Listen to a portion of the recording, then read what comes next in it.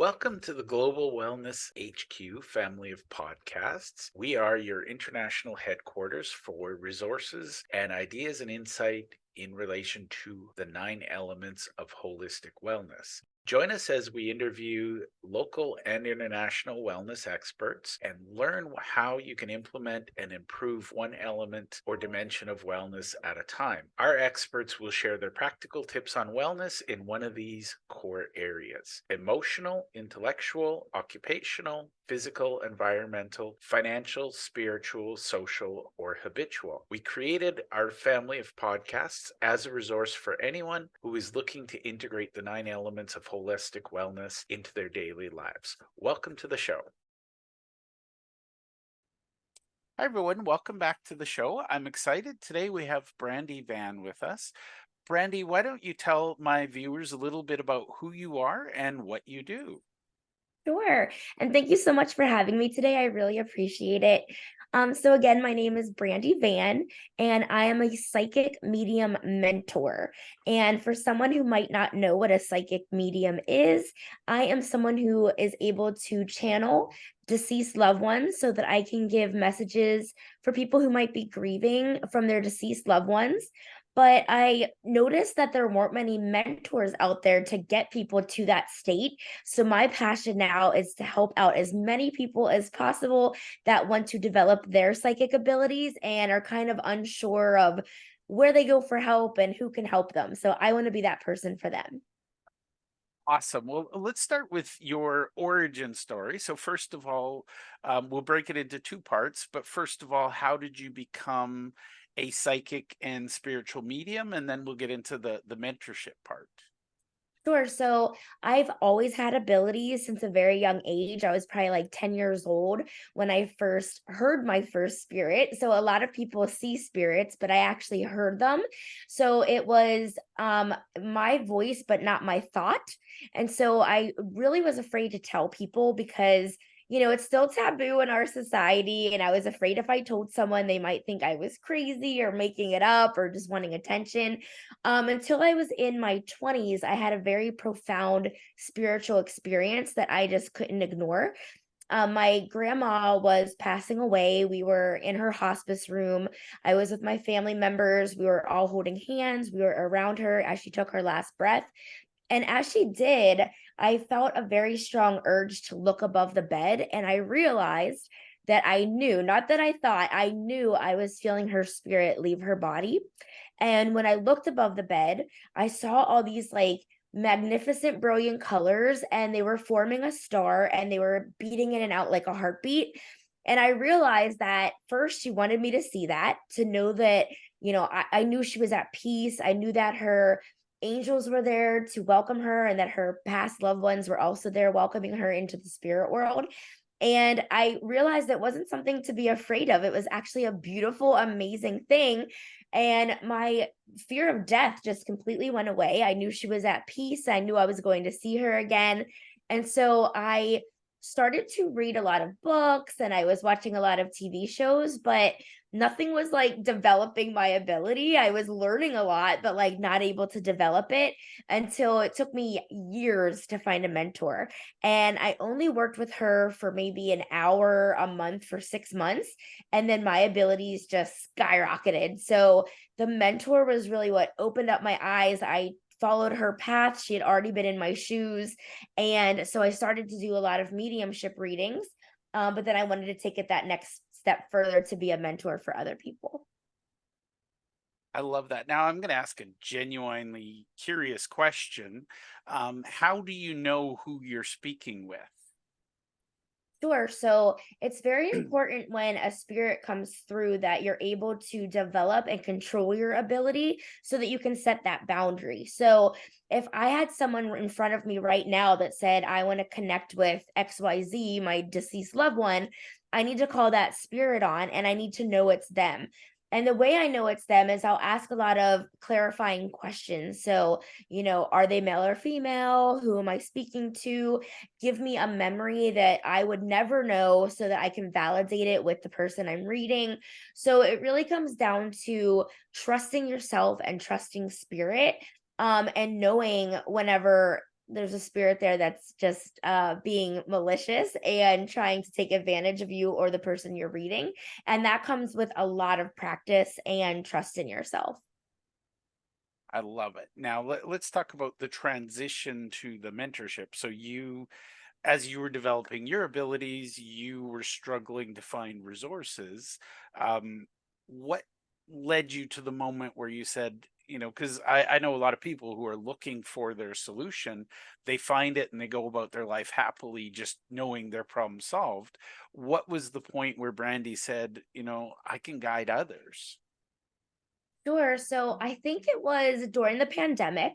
So I had a lot of time because I was furloughed from my job. So it was like, okay, I have all this time. I don't need to find a new job. So, like, what am I going to do with my time? And I really started to think about my journey. And I was just like, why are there no mentors out there? And I started to research online and, even in different countries, and there just really weren't any. And that was a part that really frustrated me in my journey because there wasn't anyone, and there's coaches for everything for what, like learning an instrument or playing a sport. And it was Yeah. like, why aren't there many of these? Especially when someone was able to take me through a very A to Z process. There's no book on this, there's no class on this there's like little mini classes that you can take, but like not like one course that's like mine, like 3 months that's going to get you exactly where you need to be. And so I just really started to focus on creating this program, and I really just wanted to help others because I want to be like the spokesperson for psychics. Like, so many people hide behind their ability, and I just want to show people that it's beautiful, it's amazing, and let me lead the way and let me show you how to do it because I love it so much. It changed my life so much, and if I can do that for other people, like, oh my gosh, what an amazing way to live. I love it when entrepreneurs geek out over what they do. That's the test of a good entrepreneur. So let's talk about lessons you've learned along the way. What were some of your biggest aha moments as you were, first of all, developing your skills, and then second of all, developing your mentorship program? Sure. So the hardest one during my mediumship readings was that the reading is not always pleasant. So a lot of people might think that spirits cross over and that they're going to achieve peace right away and that they're going to be happy. And that's unfortunately not the case. Now, 9 times out of 10, it is.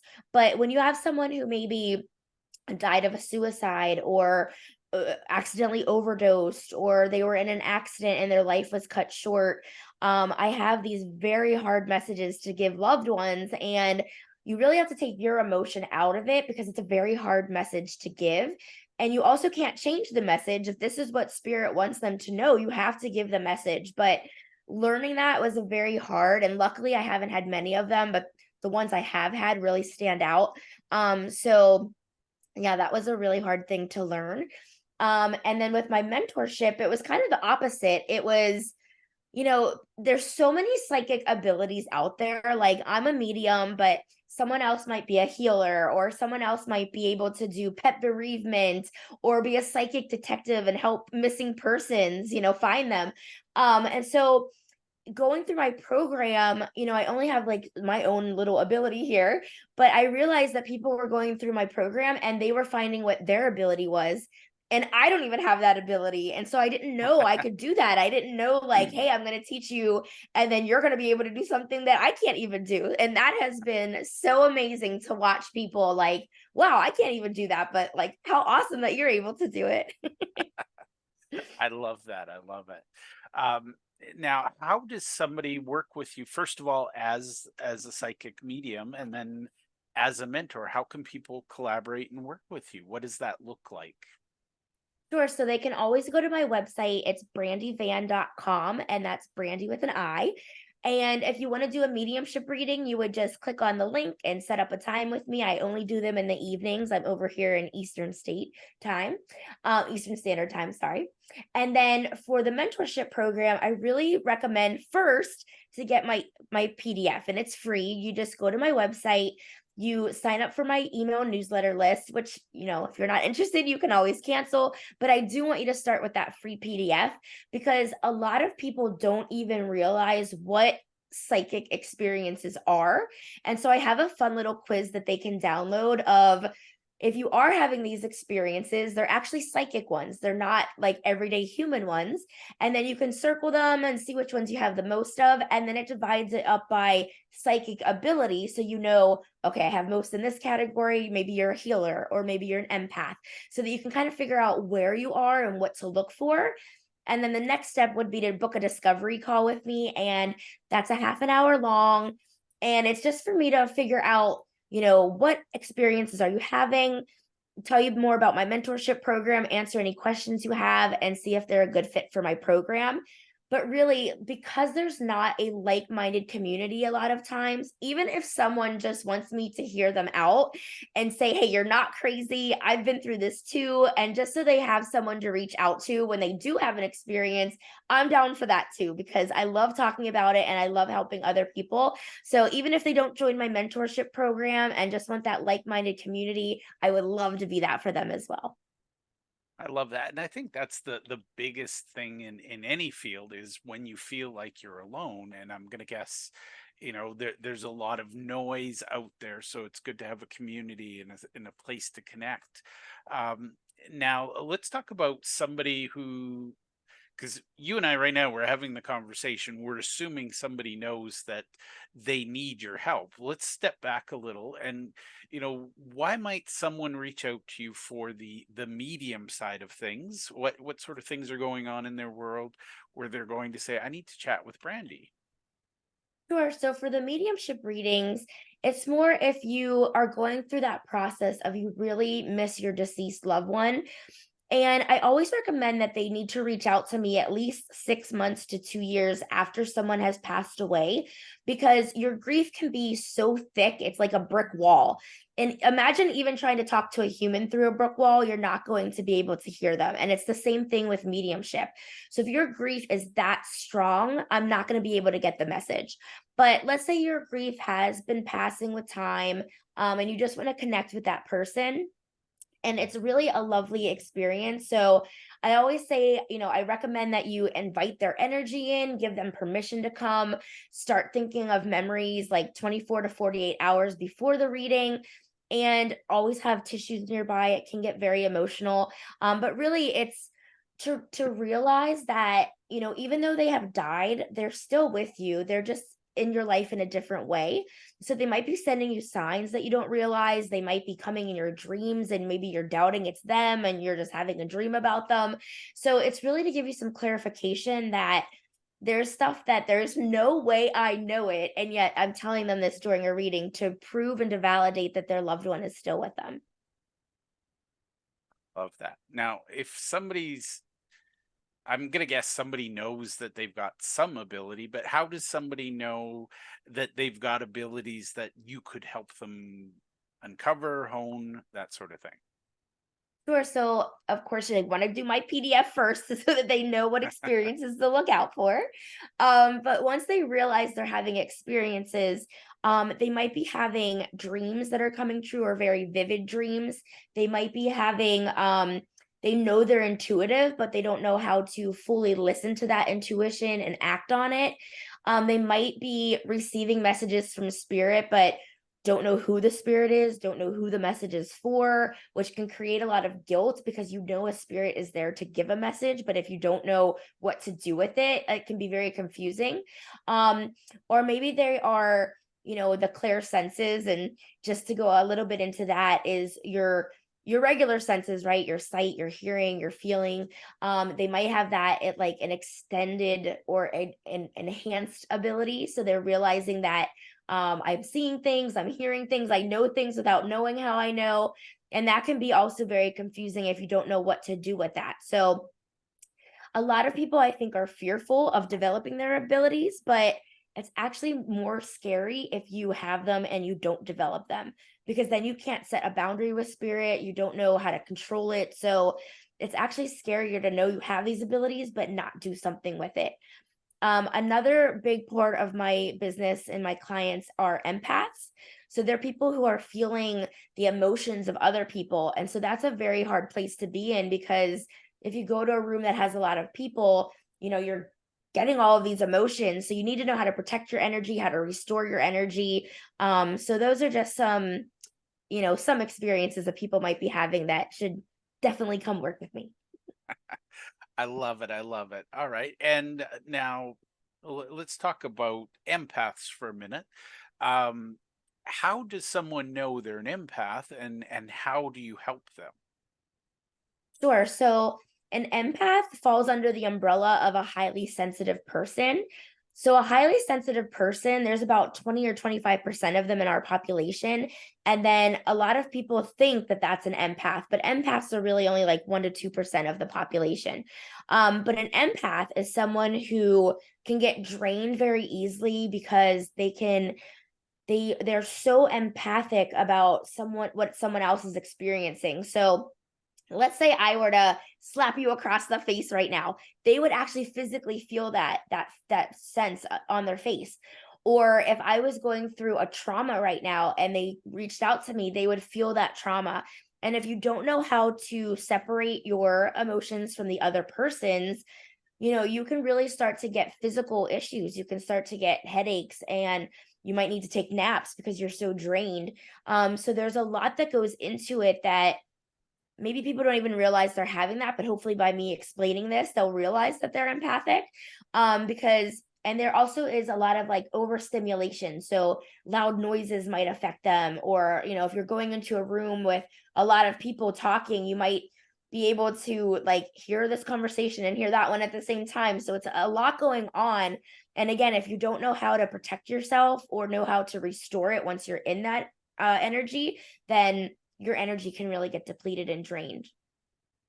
I love that. And I think honestly, that's important for a lot of people is to, whether you're an empath or not, understand that flow of energy, because that's, one of the things I've learned in life is certain people drain you, certain people charge you, and neither are good or bad. It's just you need to be balanced between the two, because if you spend all of your days, and I see this with a lot of people in the healing space, they put all their energy into healing others. They go home at the end of the day exhausted. Yeah, and same thing with the healers. They need to know how to protect themselves too. And it really all comes down to prevention. So if you know what to do prior to being around people for an empath, or if you know what to do prior to doing a healing, then you won't have that energy lacking at the end of the what is it, the situation, I guess, that you're in. So yeah, it's very important to know what to do prior to it. And really it becomes a daily spiritual practice, because when you are someone like that, you want to do this every day, even if it's 3 times a day. You want to do it before bed so that they're not even affecting you during the night and in your dreams. So yeah, I can't stress how important it is, especially for people who are highly sensitive like myself. I love that. Now, let's talk about the life of being a medium. So, part of wellness is we talk about business and things like that. Um, how does one start and run a psychic medium business? So the first thing is you have to set your boundary, because like imagine that dead people are my clients, right? And if I had dead people coming to talk to me all day, like I would not be living a human experience anymore. I would constantly be in the spirit world, and I would not like be able to live my normal life. So I always say, imagine it as though you had a storefront. These are my office hours today. I'm working from 9 to 5. My lunch break is 12 to 1. And I need to tell spirit that, just like I would tell anybody other human that I'm working with, because you can't work it 24/7. So you absolutely have to know how to not only be able to turn it on when you want it on, but also turn it off when you want it off. And really, how I started was just word of mouth. I started doing practice circles online. And from that, the people I was practicing on told a couple of their friends, and then their friends told other friends. So it really was word of mouth. Now, it's a little trickier in the mentor space because it is such a rare thing, and I have like no competitors. So I need to get the word out there saying, hey, there is a mentor out there. There hasn't been forever, but there is one now. So now I'm doing in-person workshops in my local community where I tell people, about my program, and I go through some exercises with them. I'm also obviously doing podcasts. I also write for online magazines. So I write articles to broaden people's horizons on psychic abilities. And then the dreaded social media, I'm also on that as well, which that really drains my energy. So, but I am on that as well. I love it. I love it. And the reality is I tell people in business, do the things that energize you, outsource the stuff that drains you. So if I can give you that little tip. Um Now let's talk about the best business advice you've ever gotten, because again, you are in business. What's the best advice you've ever received, and how has it impacted you today? So I think the best advice I ever received was to, this is in spiritual terms, but really, I'm sorry, my microphone just got really loud. But really to believe in divine timing. So I feel like I really need to be patient, and I need to realize my ideal clients will come to me whenever they are ready for it now. I wouldn't want someone to be in a stressed out position or even like financially stressed out coming to me, because that's actually going to hinder their psychic abilities. So I really need to just be patient, and in divine timing know that, when people need me, they will find me. It's just a matter of me getting the word out there so they know I'm here to find. I love it. Now, I want to talk to you about how you mentor people, because I think one of the things people, the first question is, do I need help? The second question is Brandi the person to help me? So, how do you mentor people to discover and uncover and strengthen their gifts? Sure. So as you can hopefully tell, I'm not a very serious person. So I do it in a very fun way, because I feel like they have been in this spiritual closet for so long, and now it's time to have fun.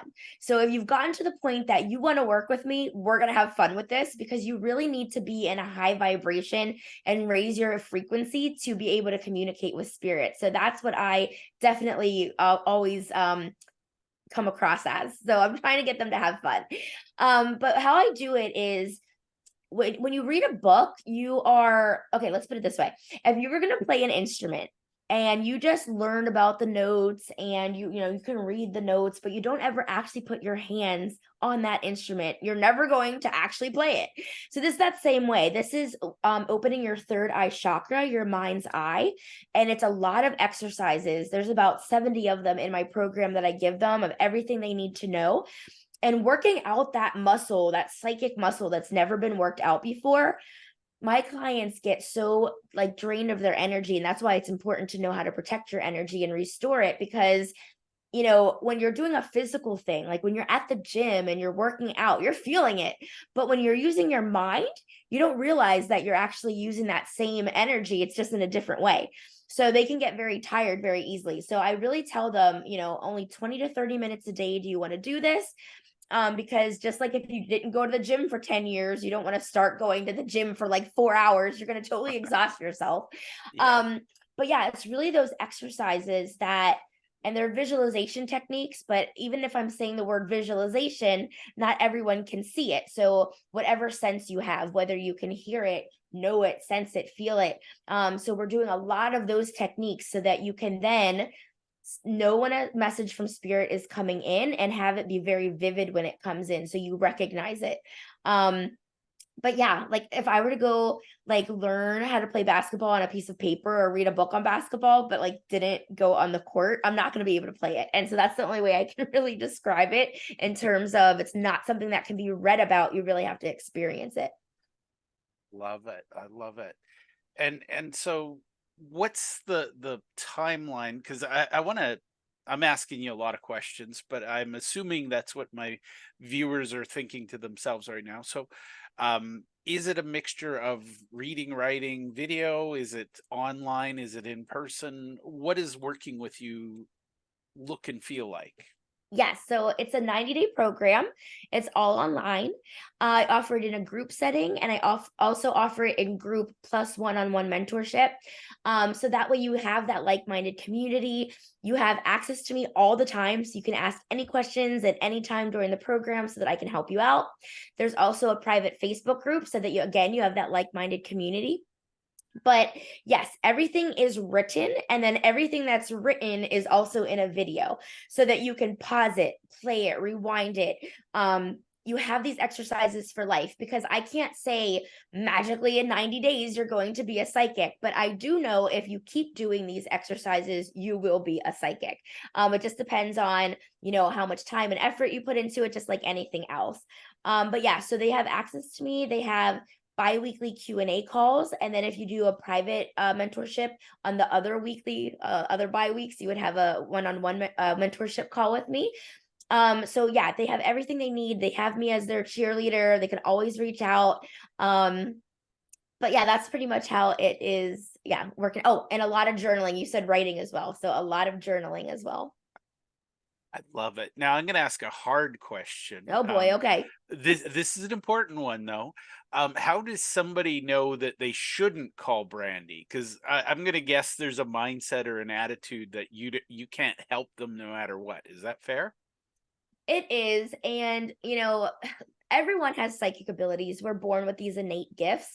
But if you are completely closed minded, if you are a very logical, rational person and you don't believe in any of this, then yeah, don't reach out. If you have that, if you have that wall already set up and your wall is not going to come down, like I could sit here and teach you a million exercises, but it's not going to work. So it all comes down to believing in yourself and believing in spirituality. And if you don't, then yeah, I don't know why you would reach out to me. Thank you for that. Now I'm going to ask you. It's mostly a serious question. I don't know why or where I saw this, but I'm seeing a disturbing number of psychics, people with psychic ability, who've been struck by lightning. Is that coincidence, or is there is that Oh my news to you? gosh. That is news to me. Now I got to watch my back. Well, in all fairness, all of them have said their psychic abilities were unlocked by being struck by lightning. So, um, Okay. I don't know if that's, a literal thing, but I'm not kidding. I have a dear friend who, as a child, was struck by lightning, and now she can see people from beyond. So So that aspect would make sense to me because they probably had an out of body experience when they had that lightning strike them. And when you had an out of body experience, I forget exactly what the science is behind it, but there are studies out there that show once you've had that, it absolutely develops your psychic ability just like that. So that makes sense to be like the open, the open door right there. But yeah, so no maybe I'm offense to lucky the that universe, but if I'm meant to have these gifts, I want to learn it slowly. I don't need. that's why they need to hurry up and work with me so that they've already opened it and they don't get hit by lightning. Yes. There you go. Because I feel like the universe teaches people lessons the way they need them, and Yeah. maybe some people need that quick lightning flash of discovery. I'm more of a slow and steady kind of discovery, so I Well, love I'm it. glad I already have mine developed so that hopefully I won't get struck. Well, and hopefully you've got the ability, you can see it coming and step out of the Yeah, way. But that's true. sorry, that's a terrible joke. For those who've been struck by lightning, no offense intended. Yes, no. Oh, Now, absolutely Brandy, not. you're fun. You and I could have a chat all day, but you are the expert at being Brandy. Is there anything I should have asked you that I haven't? I guess the only question would be, I really want to make sure when someone goes to a psychic or a medium that they know they're credible, because a lot of times, not only are we dealing with skeptics and we're dealing with this taboo, but a lot of them might be fraudulent. So just like with any other service, do your due diligence, look online, see what their Google review is, see if you can find testimonials. When you contact the psychic or medium, ask them, do you have a client that I could call and get a testimonial from them? Because they just give us a bad rap, right? They just give us a bad name, and I would hate for anyone to be a victim of that. So just like if you were to call a plumber or a hair salon, just treat it the same way and make sure you're going to someone credible, someone that's not going to just take your money, tell you what you want to hear and move on. Especially if you're spending, a lot of mediums can charge a lot of money. So just make sure that protect yourself so that you're not getting scammed. I love that. And, I have a joke in my household whenever we drive by, a psychic shop, and they always say, come in and meet us and things. And one of the first questions I've heard many, many psychics ask is, "Who are you?" or "What's your name?" And I feel like they should know that. Is that a fair judgment, or am I being too harsh? You're being too harsh. All right. Well, So, let's talk about that for a minute. okay. How can somebody know they're seeing a legitimate person? Because I think, Hollywood has painted a picture of the medium, and I can name a few movies where it's all about, I think Sister Act was actually one where she started as a medium and she was scamming people. So how can people know they're, you've talked about Google reviews. I think that's great. What questions should they be asking so that they can make informed decisions? Yeah, and those questions you don't want to actually ask the psychic medium, you want to ask their clients. So, Okay. validation is huge, asking them, is there anything the psychic would have known that there's no way they possibly would have known? If they Googled you, I guess that's really the only thing, if they Googled you or saw you on social media, and if someone says, like, there's no way, and you can hear the passion in people's voice when it's a good medium or a good psychic. I mean, you'll hear it and they'll want to tell you about their experience because it was should be amazing. So it's really not questions that you're going to ask them, but it's going to ask their clients. And don't just start at one, because maybe that person just is their sister or something like that, right? So you definitely want Cousin, to ask a brother. few if you're yeah. But yeah, so I think a misconception is that all psychics can tell the future. I am not one of those psychics because I only speak with deceased loved ones. So skeptics always come up to me and are like, "Oh, tell me how many fingers behind my back." And just like your question, no offense, of what is your name? Like, trust me, spirit did not come through a different realm to tell me like how many numbers are behind someone's back. Like, nobody cares, honestly. And like, how would I know your name, right? Like, maybe I haven't, like, I know I need to be in a deeply meditative state, and I'm only going to connect with your deceased loved one. I might know their name, but I'm not going to know your name. So Right. because we all have these different abilities, you can't assume that someone has the ability to tell the future, or to know your name. So it's just different Well, and abilities. I feel if somebody could predict lottery numbers, that somebody would be winning the lottery a lot. So I feel like that's not important enough for the universe to share with people. Is that fair? Absolutely. And yeah, so I hope no one ever asks me that. No one has so far. And I really feel like that's a immoral thing to ask for, because we have these beautiful gifts. Like, I don't agree with it. Fair enough. And again, it's good to know. Like I feel like when you're working with someone like yourself, relationship is very important. If you're a serious, stuffy person, I don't sense that that's going to be somebody that's going to love hanging out with you. But if you're fun and you enjoy things, I think you're going to have a little bit more fun hanging out with Brandy. Is that a fair comment? Yeah, and I actually have had serious people work with me. And I feel like maybe I'm giving them a different way to look at it. So I would say do a discovery call with me first and see how our energies interact before they just assume that. But yeah, I have actually had people who are serious, and I kind of have to like they have to like get a little bit more fun, and I have to like bring my serious, or I have to like meet them halfway. I'm gonna say sincerely, if you like having fun, Brandy seems like a really fun person to talk to. So, I personally, Brandy, I don't enjoy working with stuffy people. So, for the record, they're probably not watching you and I chatting about this anyways. True. I love it. Well, is there anything you'd like to add before we get into contact details and how somebody can actually follow you, connect with you? You talked about dreaded social media, but is there anything else you'd like to share based on the questions I've asked you? um, don't think so. I think you're a very good interviewer, and it was a great interview. Well, thank you.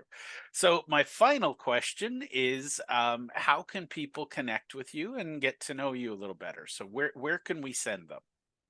Sure. So again, my website, brandyvan.com. And then I'm also on Facebook and on Instagram. And my handle is Brandi Van Medium, where I hope you'll find some interesting facts. I love this stuff, and there's so much to learn. There's always more to learn. So I'm always like, whatever I learn, I'm giving it to my audience as soon as I get it. So yeah. You kind of strike me as the type of person who geeks out on learning new things and then turns around and shares it. Yep. I do that. Those are my people. So it doesn't surprise me that that's what you do. Well, Brandy, I want to thank you for hanging out with me. I know you could have been doing anything else but hanging out with me. So thank you for taking the time. And I appreciate having you on the show. All right. I appreciate so much that you had me on the show. Thank you.